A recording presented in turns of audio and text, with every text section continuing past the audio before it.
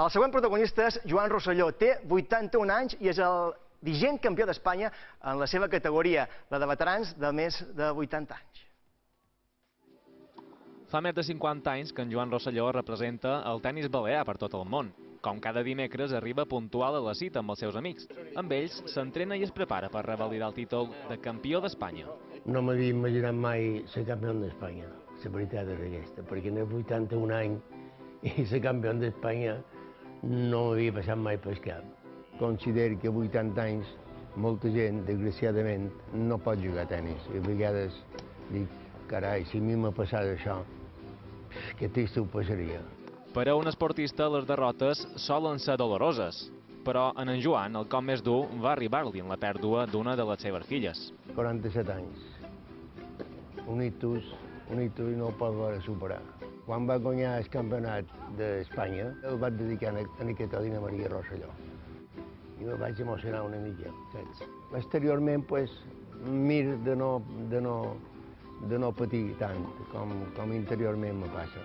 Tot esportista necessita d'una persona al seu costat, un suport, algú que t'acompanyi. En aquest sentit, la seva dona és un pilar fonamental. La dona en Antonieta és la fan número 1.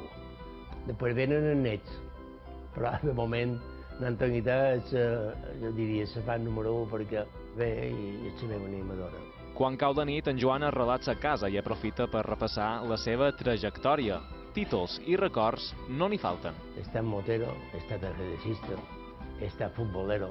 En realitat va ser un canvi més. Que vaig dir, bueno, el futbolito ja me guanyen tots a córrer. En la moto he estat d'arriesgar massa. I després d'això vaig dir, bueno, i ara què hem de fer? Doncs mira, un pot de tenis. No he tingut cap accident, ni m'ha passat, no m'he romput cap os, ni els meniscos els tinc un poc atropellats, les cametes ja no són cerdantes, però en fi, no me queix. Ara el que toca és centrar-se en el proper campionat. No serà fàcil. Ser el vigent campió d'Espanya té els seus riscos.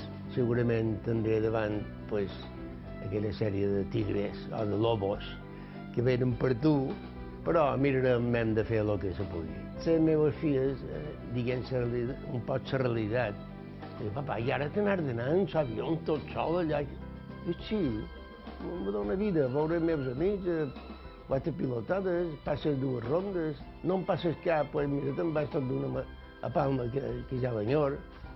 Sigui quin sigui el resultat, el que queda clar és que l'edat no és un impediment quan del que es tracta és de ser feliç. Som feliços, això sí que ho podeu afirmar, som molt feliços.